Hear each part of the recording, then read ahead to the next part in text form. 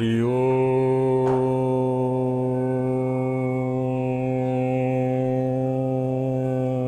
तत्सत्। ओम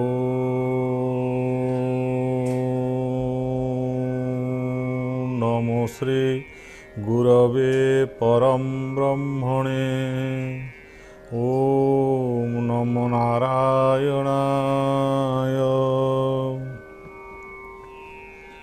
न गुरु अधिकं तत्त्वं न गुरु अधिकं तप तत्त्वज्ञानात् परं नास्ति तस्मै श्री गुरवे नमः। न गुरु अधिकं तत्त्वं न गुरु अधिकं तपः। गुरुंक ठारू बा ये संसार रे गुरु प्रदान करुथिबा जो ज्ञान ताहा ही होछि केवल तत्व ज्ञान। सही तत्व को अवलंबन कले मनुष्य भवबंधन मुक्ति होई पारे अथवा इह संसार रे से समस्त त्रिताप दुख को अतिक्रम करी अर्थात आधि दैविक आध्यात्मिक अधिभौतिक ये त्रितापरू निजको मुक्त करने सहित प्रकृतिर जो माया बंधन अच्छी सही बंधन निजको मुक्त करी तत्वतः से किए निजको बुझीपारी बा निजर स्वरूप को अवगत होई भवबंधनरू अनायासरे मुक्त होई पारे।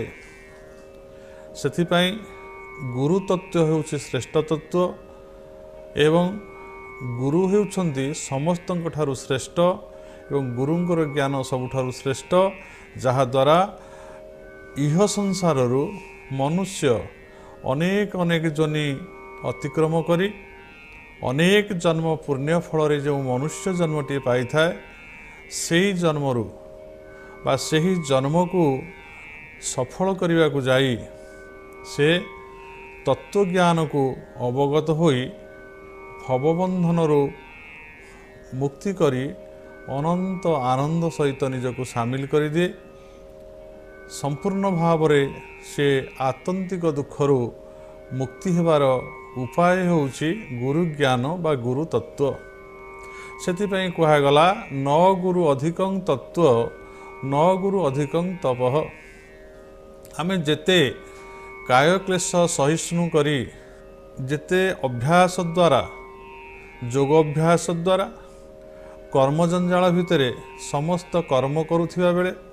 कर्म मध्यरे योगयुक्त होई ज्ञान रूढ़ होई ज्ञान माध्यम तत्व को अवगत होई आमे जेते प्रकार कर्म ज्ञान भक्ति आदि जेते प्रकार अच्छी योग एवं जेते काय क्लेश को सह्य करी जेते प्रकार तपस्या अच्छी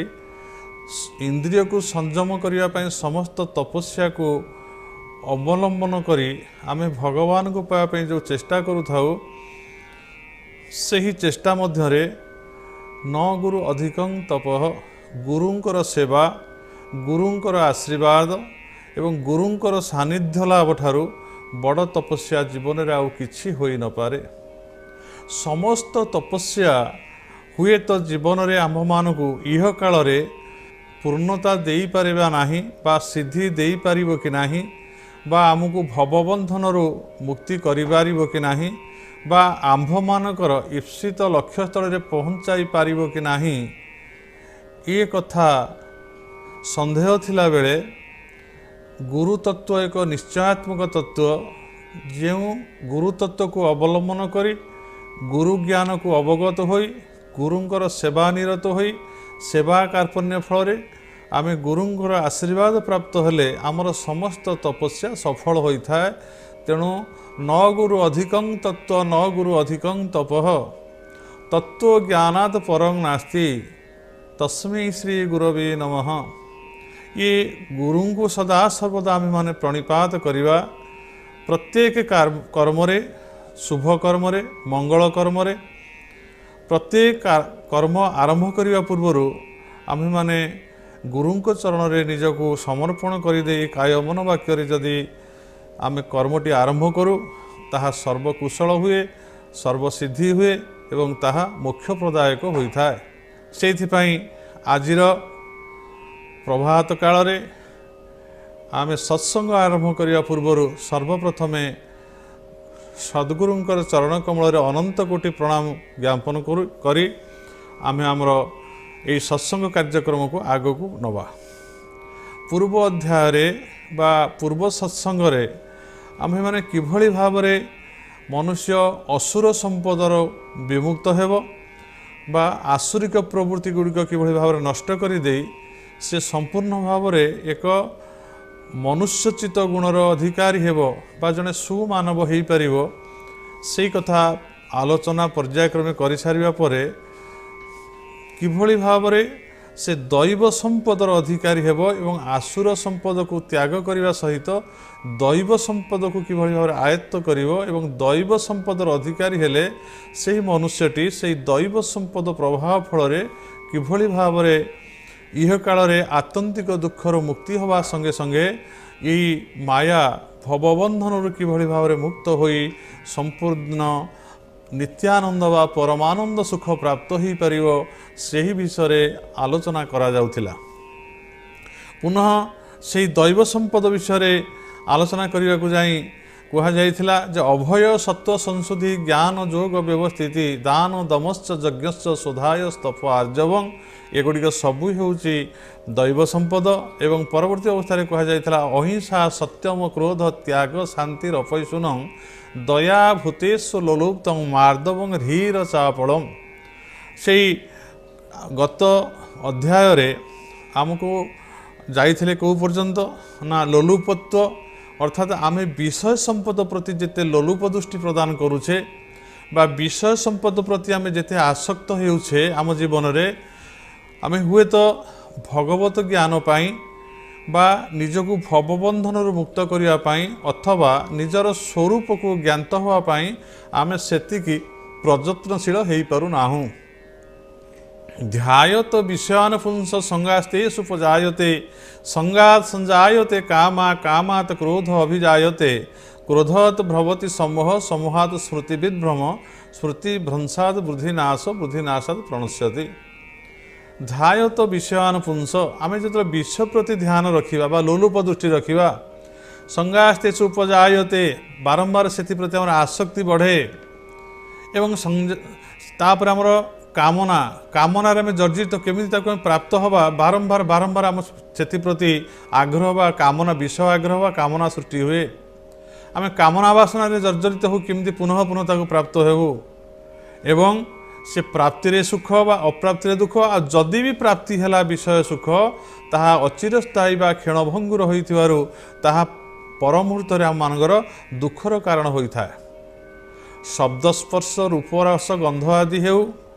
बा अप्राप्ति वस्तु जहाँ आम चाहूचे धन जन भोग विलास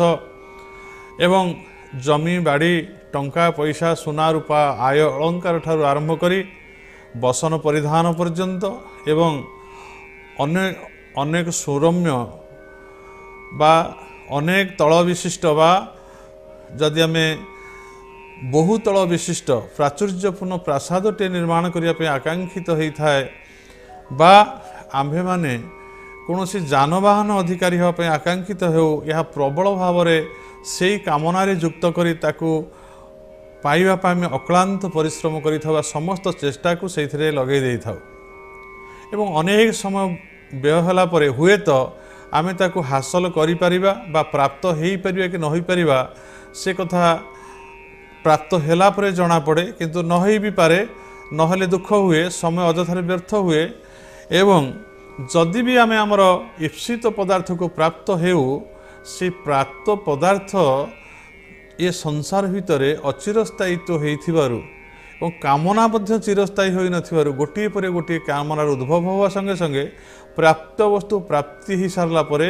ସେଥିରେ ମଧ୍ୟ ମନ ସ୍ଥିର ହୁଏ ନାହିଁ ବା ସେଥିରେ ପୂର୍ଣ୍ଣ ସୁଖ ମିଳେ ନାହିଁ। ତା ପରବର୍ତ୍ତୀ ଏକ ବସ୍ତୁକୁ ପ୍ରାପ୍ତ ହେବା ପାଇଁ ପୁନଃ ପୁନଃ କାମନାର ଜାଗ୍ରତ ହୋଇଥାଏ। ଏହାର ଅବସାନ କେବେ ବି ହୁଏ ନାହିଁ। ଏହି ମାୟା ମରୀଚିକ ସଦୃଶ ପ୍ରାପ୍ତି ଅପ୍ରାପ୍ତି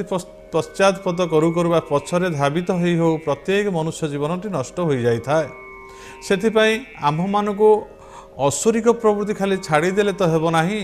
ସେଥିପାଇଁ ଆମକୁ ଦୈବ ସମ୍ପଦର ଅଧିକାରୀ ହେବାକୁ ପଡ଼ିବ ବା ଦୈବ ଗୁଣର ଅଧିକାରୀ ହେବାକୁ ପଡ଼ିବ। ଯେଉଁ ଦୈବ ଗୁଣ ଦ୍ୱାରା ଆମେ ଜଣେ ଭଲ ମନୁଷ୍ୟ ହୋଇ ଆମର ବୁଦ୍ଧି ବିବେକ ଜ୍ଞାନକୁ ମାର୍ଜିତ କରିପାରିବା ଏବଂ ସେହି ମାର୍ଜିତ ବୁଦ୍ଧି ବିବେକ ଜ୍ଞାନ ଫଳରେ ଆମେ ସମସ୍ତ ଏହି ମୃତ୍ୟୁ ସଂସାରକୁ ଅବତୀର୍ଣ୍ଣ କରି ପରମାନନ୍ଦ ଧାମକୁ କିଭଳି ଭାବରେ ପ୍ରାପ୍ତ ହୋଇପାରିବା ତାହା ହେଉଛି ଆମର ପରମ ପୁରୁଷାର୍ଥ ଏବଂ ମାନବ ଜୀବନର ସଫଳତା। ତେବେ এই লোলুপত্ব কথা আমি পূর্বর বিচার করেছে যে বিষ প্রতি লোলুপতা ହେଉଛି পাষাণ্ডতা অজ্ঞানতা এবং তার পছরে ধাবিত হলে আমাকে কৌশি সুখ মিলিব না কারণ বিষয় যাহার লোচন হরই আত্মবুদ্ধি জ্ঞান সমস্ত বুদ্ধি বিদ্যা এবং নিজের যে আত্মস্বরূপ ভিতরে অবস্থান করেছেন তাকে সে প্রাপ্ত নহবা সেটি অন্তর্দৃষ্টি নকরি বাহ্য দৃষ্টি ভাবে বাহ্য লোলুপত্বরু সে বাহ্য বিষয় সম্পদকে ভোগ করা সতত চেষ্টা করুଥାଏ। ଏହା ହେଉଛି ଏକ ମାନବ ଜୀବନର ଅସଫଳ ବା କୁପ୍ରବୃତ୍ତି। ଯେଉଁ ପ୍ରବୃତ୍ତି ପଥରେ ଧାବିତ ହୋଇ ଜ୍ଞାନୀ ଗୁଣୀ ପଣ୍ଡିତ ଜନମାନେ ମଧ୍ୟ ତାଙ୍କ ଜୀବନକୁ ନଷ୍ଟ କରିଥାନ୍ତି ବା ମାନବ ଜୀବନର ଅସାରତା ବା ଯେଉଁ ସାରବତାକୁ ସେ ବୁଝି ନପାରି ଅସାରତ୍ୱ ଭାବରେ ଜୀବନଯାପନ କରନ୍ତି ଅତ୍ୟନ୍ତ ଦୁଃଖ ଲାଭ କରନ୍ତି। ଆମେମାନେ ସମସ୍ତେ ମଧ୍ୟ ଯେହେତୁ ଇନ୍ଦ୍ରିୟପୂର୍ଣ୍ଣ ଶରୀରଟିଏ ପଞ୍ଚ ଜ୍ଞାନେନ୍ଦ୍ରିୟ ପଞ୍ଚ କର୍ମେନ୍ଦ୍ରିୟ ଅନ୍ତଃକରଣ ଭାବରେ ମନ ବୁଦ୍ଧି ଏବଂ ଅହଙ୍କାର ଚିତ୍ତ ଆଦି ଯେଉଁ ଅନ୍ତଃକରଣ ଚତୁଷ୍ଟୟ ଏଇଭଳି ଭାବରେ ଅନ୍ତଃକରଣରେ ବାହ୍ୟରେ ଆମେ ପ୍ରତ୍ୟେକ ମୁହୂର୍ତ୍ତରେ ବିଷୟକୁ ଭୋଗ କରିବା ପାଇଁ ଆକାଂକ୍ଷିତ ବା ଲୋଲୁପତ୍ୱ ଭାବରେ ଆମେ ରହିଥାଉ। ସେଗୁଡ଼ିକୁ ଆମେ ଧୀରେ ଧୀରେ ତାକୁ ତ୍ୟାଗ କରିବା। ତ୍ୟାଗ କରିବା ଅର୍ଥ ଯେ ଆମେ ଯଦି ପ୍ରତ୍ୟେକ ବିଷୟ ପଦାର୍ଥକୁ ତ୍ୟାଗ କରିଦେବା ତାହେଲେ ଜୀବିକା ନିର୍ବାହ କରାଯାଇପାରିବ ନାହିଁ ବା ଦେହ ଧାରଣ କରାଯାଇପାରିବ ନାହିଁ। ଯେହେତୁ ପୂର୍ବଜନ୍ମର କର୍ମଫଳ ଅନୁସାରେ ଆମକୁ ଗୋଟିଏ ଭଲ ସୁନ୍ଦର ମାନବ ରୂପକ ଶରୀରଟି ମିଳିଛି ଏବଂ ଏଇ ମାନବ ଶରୀର ଭିତରେ ବୁଦ୍ଧି ବିଦ୍ୟା ଜ୍ଞାନର ଉଦ୍ରେକ ହୁଏ ଯାହା ଅନ୍ୟ ଜନିରେ କେବେ ସମ୍ଭବ ହୁଏ ନାହିଁ ଏବଂ ଏହି ବୁଦ୍ଧି ବିଦ୍ୟା ବିବେକକୁ କିଭଳି ଭାବରେ ସତ୍ ପଥରେ ପରିଚାଳିତ କରି ଆମେମାନେ ବିବେକୀ ଭାବରେ ବା ବିବେକତ୍ୱ ଲାଭ କରି ଆମେ ଭବବନ୍ଧନରୁ ମୁକ୍ତି ହେବା। ଇହ କାଳରେ ଜଣେ ଭଲ ମନୁଷ୍ୟ ଭାବରେ ନିଜକୁ ସୁରକ୍ଷିତ କରି ମାୟାବନ୍ଧନରୁ ଅନ୍ୟମାନଙ୍କୁ କିଭଳି ଭାବରେ ସୁଖ ଶାନ୍ତି ପ୍ରଦାନ କରି ସତ୍ ପଥରେ ପରିଚାଳନା କରିବା ପାଇଁ ଦୃଷ୍ଟାନ୍ତମୂଳକ ଭାବରେ କାର୍ଯ୍ୟ କରିବା ଏହା ହେଉଛି ଦୈବ ଗୁଣର ଅଧିକାର। ପରବର୍ତ୍ତୀ ଅବସ୍ଥାରେ କୁହାଯାଇଥିଲା ଲୋଲୁପତ୍ୱ ଉପରେ ମାର୍ଦ୍ଦବର କଥା। ଏହା ହେଉଛି ଯେ ବେଦ ଶାସ୍ତ୍ର ଲୋକ ବ୍ୟବହାର ବିରୁଦ୍ଧାଚରଣ ନ କରିବା ପାଇଁ ନିଶ୍ଚୟ କରିଥିବା ସେସବୁର ବିରୁଦ୍ଧାଚରଣରେ ଯେଉଁ ସଙ୍କୋଚ ଜାତ ହୁଏ ତାହାକୁ ଆମେ ଲଜ୍ଜା ବୋଲି କହୁ। କିନ୍ତୁ ମାର୍ଦ୍ଦବତା ହେଲା ଅନ୍ତଃକରଣ ବାଣୀ ଓ ବ୍ୟବହାରରୁ କଠୋରତା ସର୍ବଦା ଦୂର କରି ସେଗୁଡ଼ିକୁ ଅତିଶୟ କୋମଳ ଏବଂ ସରଳ ଭାବରେ ଗତି କରାଇବା। ଅନ୍ତଃକରଣ ମନବୁଦ୍ଧି ଅହଙ୍କାର ଚିତ୍ତ ଆଦିକୁ ସରଳ କରିବା ଅର୍ଥାତ୍ ଅତ୍ୟନ୍ତ ବିଷୟ ଲୋଲୁପତ୍ୱରୁ ଆମେ ତାକୁ ନିବୃତ୍ତ କରି ଯେତିକି ଆମର ପ୍ରାପ୍ତ ଅଛି ସେତିକି ପ୍ରାପ୍ତରେ ଯଥା ପ୍ରାପ୍ତଂ ସହେ ସର୍ବଂ ଆଗତଂ ସ୍ୱାଗତଂ କୁର୍ଯାତ୍ ଗଚ୍ଛନ୍ତଂ ନ ନିବାରୟେତ୍ ଯଥା ପ୍ରାପ୍ତଂ ସହେ ସର୍ବଂ ସ ତପସ୍ୟା ତମୋତ୍ତମ। ସେ ହେଉଛି ଉତ୍ତମ ତପସ୍ୟା। ମୋ ଜୀବନରେ ଯାହା ପ୍ରାପ୍ତି ହେଲା ମୋତେ ଯେତେବେଳେ ଯାହା ପ୍ରାପ୍ତି ହେଉଛି ମୁଁ ସେଥିରେ ସୁଖୀ ହେବାର ଆବଶ୍ୟକ ରହିଛି। ଆଜି ମୋତେ ଯାହା ପ୍ରାପ୍ତ ହୋଇଛି ମୁଁ ଯଦି ସେଇ ପଦାର୍ଥକୁ ନେଇ ସୁଖୀ ନୁହେଁ ତାହେଲେ କାଲି ମୁଁ ଦେଖି ନାହିଁ କାଲି କ'ଣ ହେବାକୁ ଯାଉଛି। ହୁଏତ କାଲି ମୁଁ ବି ନଥାଇପାରେ। ଇଏ କ'ଣ କେତେବେଳେ ବିଶ୍ୱବ୍ରହ୍ମାଣ୍ଡରେ ଅନର୍ଥ ଘଟିବ ତାହା କେହି କହିପାରିବେ ନାହିଁ। କାଲି ହୁଏତ ମୁଁ ନଥିବି ବା ଆଜି ଯାହା ମୋତେ ପ୍ରାପ୍ତ ହୋଇଛି କାଲି ହୁଏତ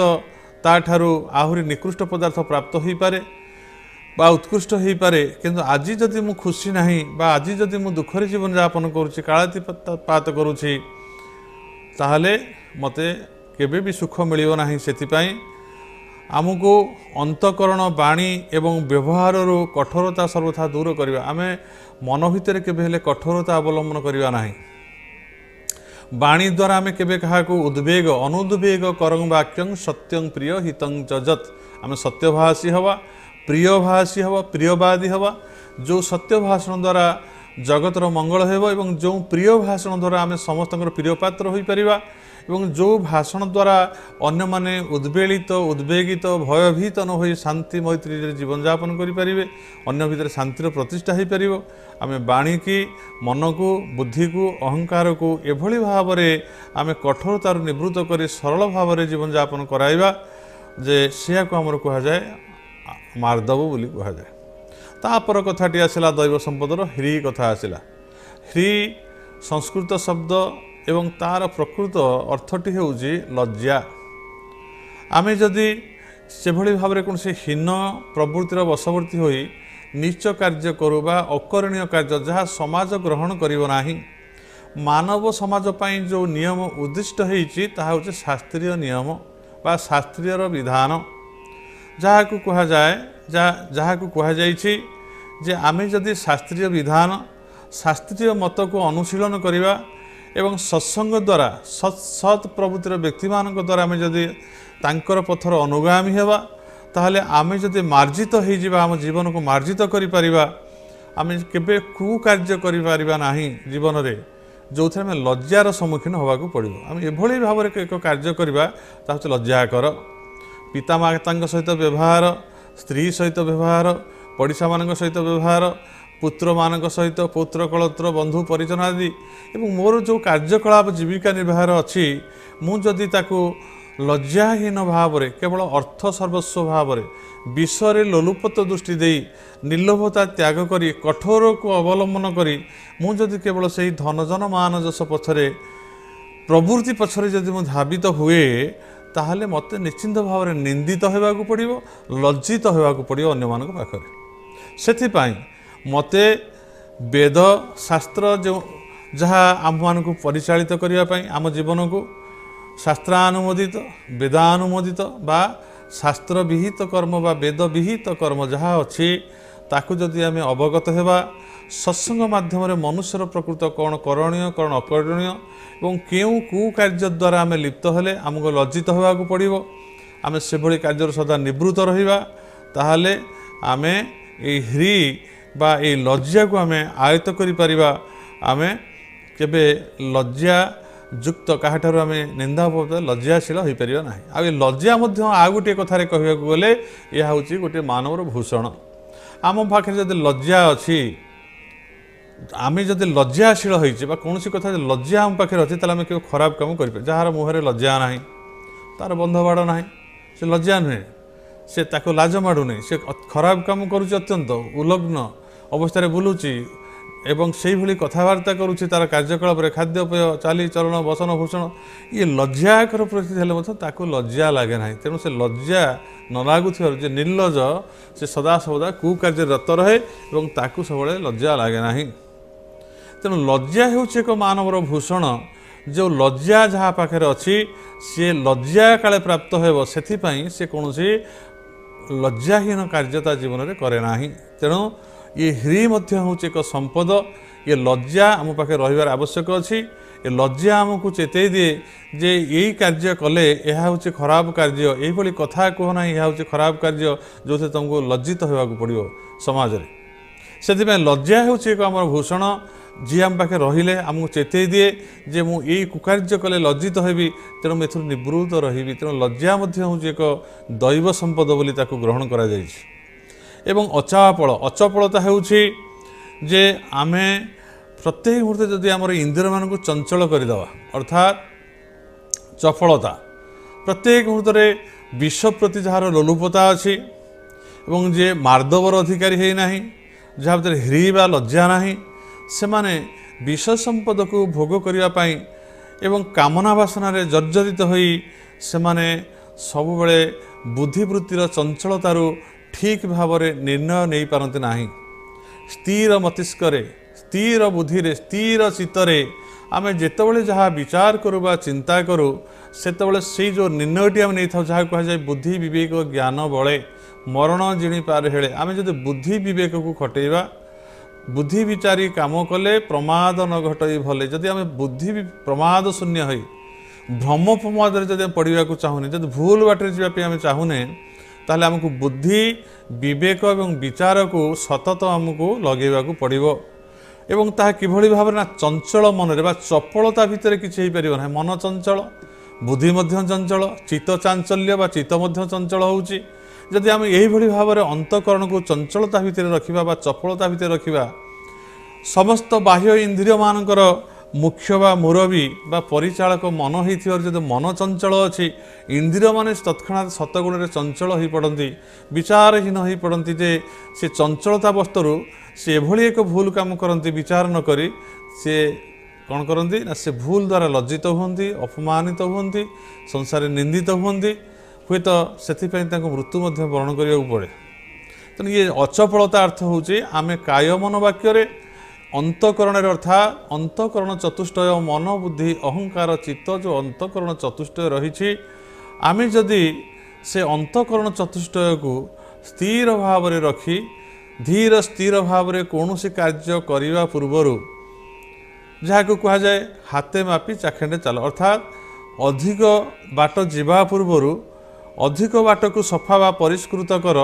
चाखेंडे चलवा पर आउ अधिक बाट आहरी किसी परिष्कृत कर पथ तापर चलो से भाव में मानसिक पथरे जहाँ विचार करुछ ताकू भल भाव में विचार कर सारा पर जदि आम स्थिर चित्तरे ताकू विचार करी विवेक लब्ध होई विवेक को प्राधान्य दे जदि आम से कार्यटी करवा ताहले निश्चिंत भाव में आम जीवन सफल हेबो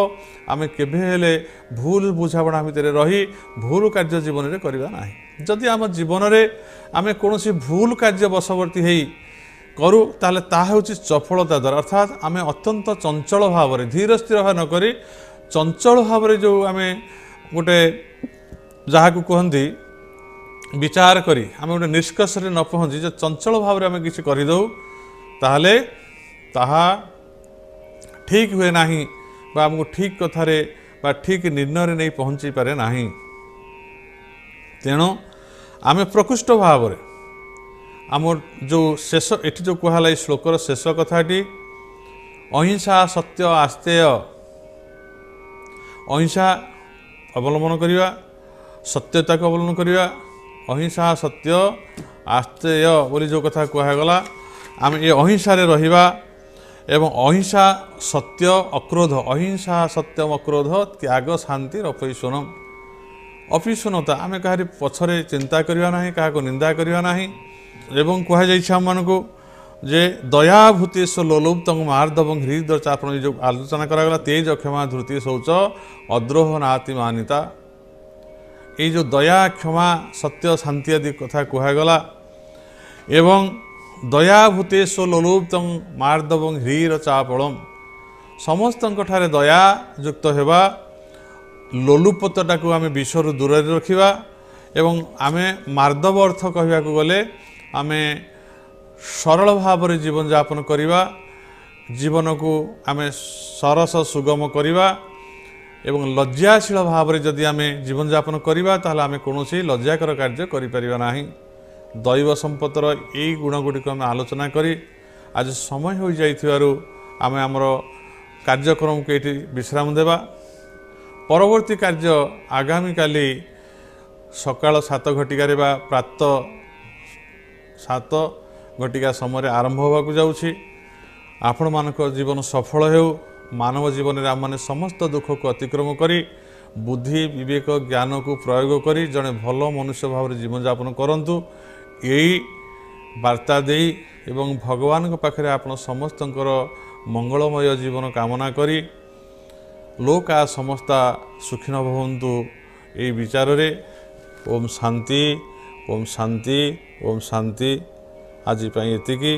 पुनः आसंता काली सकाळ 7टारे आपण एकत्रित हेबे आमे पुनः ये सत्संग कार्यक्रम आरंभ करिबा। जय गुरु जय जगन्नाथ जय गुरु जय जगन्नाथ।